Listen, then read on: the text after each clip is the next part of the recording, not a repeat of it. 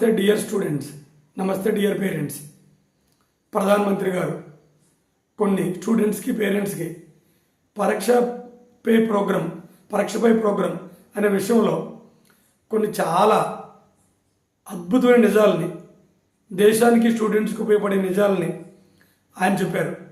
అందుకే as a టీచర్గా నేను మీకు కొంచెం వాటిల్ని కొంచెం ఎలబరేట్ చేయాలనుకుంటున్నాను. ఫస్ట్ది, అతను ఇప్పుడు ఇది 10th ఇంటరో లేదా డిగ్రీ వాళ్ళకి పరీక్షల టైం. అందుకని భారతదేశం వ్యాప్తంగా స్టూడెంట్స్ అప్లికేషన్లు పెట్టుకున్నారు. 3 కోట్ల పై మంది అప్లికేషన్లు పెట్టుకున్నారు. ఎందుకు? అందులో కొంతమందిని సెలెక్ట్ చేసి వాళ్ళతో అతను ప్రత్యక్షంగా మాట్లాడతారు, పరోక్షంగా వీళ్ళందరితో కూడా మాట్లాడారు. అయితే ఆ పరీక్షపై చర్చల్లో మన నరేంద్ర మోడీ గారు కొన్ని అద్భుతమైన విషయాలు చెప్పారు. చాలామంది పేరెంట్స్కి, చాలామంది టీచర్స్కి, చాలామంది స్టూడెంట్స్కి తెలియని విషయాల్ని. ఎందుకంటే ఆయన చెప్పారంటే చాలా అద్భుతమైన విషయాలు. సైకాలజిస్టులని, లేకపోతే చాలామంది ప్రొఫెసర్స్ని, మేధావులు పిలిపించి తీసుకొని వాటిలన్నింటినీ మనకి చెప్పారు. ఎందుకంటే ఏం చెప్పారంటే అతను మార్కుల మీద కాన్సన్ట్రేట్ చేసి చదవద్దు, మార్కులతో కూడుకున్న విద్య మనకు అక్కర్లేదు అని చెప్పారు. అది నిజమే.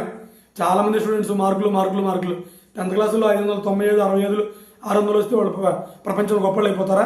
కారు. అలాగని ఆర్డినరీ పాస్ అయిన వాళ్ళు తక్కువ స్థాయికి వెళ్ళిపోతారా? అది కాదు. వాళ్ళు ఇంటర్మీడియట్లో ఫెయిల్ అయిన వాళ్ళు ఉన్నారు, ఆర్డినరీ పాస్ అయిన వాళ్ళు లక్షలు సంపాదిస్తున్న వాళ్ళు ఉన్నారు. అందుకని పరీక్షలో, ఈ పబ్లిక్ పరీక్షలో మార్కులే ఇంపార్టెంట్ అనుకొని చదవద్దు అని ఆయన చెప్పారు. ఇది సూపర్. పేరెంట్స్కి మీకు అర్థం అవ్వాలి, పిల్లలకి అర్థం అవ్వాలి. రెండో పాయింట్ ఆయన ఏం చెప్పారంటే, పేరెంట్స్కి ఏం చెప్పారంటే, మీరు పిల్లల్ని కంపారిజన్ చేయొద్దు పక్క వాళ్ళతో. ఆడు ఇలా చదువుతుండు, ఈడు ఇలా చదువుతుండు, ఆడు బాగా చదివాడు, ఈడు బాగా చదివాడు. ఆడు బాగా చదువుతుంటే ఆడు చదువుతాడు, ఆడుకున్న అట్మాస్ఫియర్, ఆడుకున్న ప్రీవియస్ నాలెడ్జ్.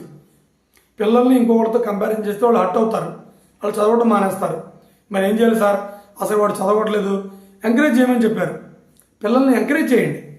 ఎంకరేజ్ అంటే ఏంటి? నువ్వు బాగా చదువుతున్నావు, ఇంకా బాగా చదువుతాడు. అసలు పొగడత అనేది ఒక అద్భుతం. దాని మీద ఇప్పుడు మాట్లాడతాను. పిల్లల్ని పొగడండి.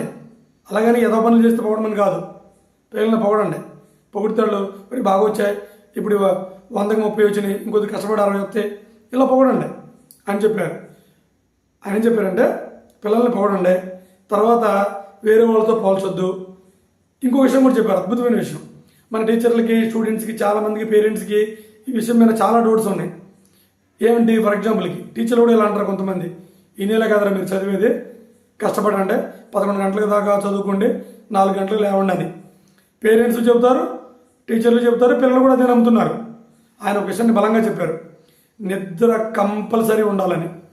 ఉక్కు బాడీకి, ఉక్కు సంకల్పానికి నిద్ర చాలా ఇంపార్టెంట్. నిద్ర కంపల్సరీ మీ బాడీకి తగ్గట్టుగా 6 గంటలో లేదా 7 గంటలో లేదా 8 గంటలో నిద్ర ఉండేటట్టు చూసుకోమని ప్రతి స్టూడెంట్కి చెప్పాడు. అది నాకు చాలా చాలా ఆనందం వేసింది. ఇంకోటి చెబుతున్నాను, ఇది ఎందుకు నాకు ఇంపార్టెంట్గా చెప్పాలనుకుంటున్నానంటే, చాలామంది ఏమంటారు, బ్రహ్మముహూర్తం 3 లేవండి, 4 గంటలు లేవండి. అసలు బ్రహ్మముహూర్తం సరే, దాని మీద కూడా నేను ఎప్పుడైనా చెబుతాను. బ్రహ్మముహూర్తం అంటే నిద్ర సరిపోకపోతే బ్రహ్మముహూర్తం ఉండదు, దేవుడి ముహూర్తం ఉండదు, ఏ పని చేయవు. అందుకని పిల్లల్ని అలా ఒత్తిడి చేయమాకండి అని ఆయన పదే చెప్పారు. నిద్ర ఇంపార్టెంట్ అని చెప్పారు, కంపారిజన్ వద్దని చెప్పారు, మార్కులు ఇంపార్టెంట్ కాదని చెప్పారు. తర్వాత కొద్దిపాటి ఎక్సర్సైజులు, సూర్యరశ్మి మన బాడీ మీద పడాలని చెప్పారు. ఇవన్నీ కొంతమంది టీచర్లు చెప్పగలరు, చెబితే కొంతమంది పేరెంట్స్కి అర్థంగా, పిల్లలకి అర్థంగా, లేకపోతే కొంతమంది టీచర్లు కూడా నమ్మరు.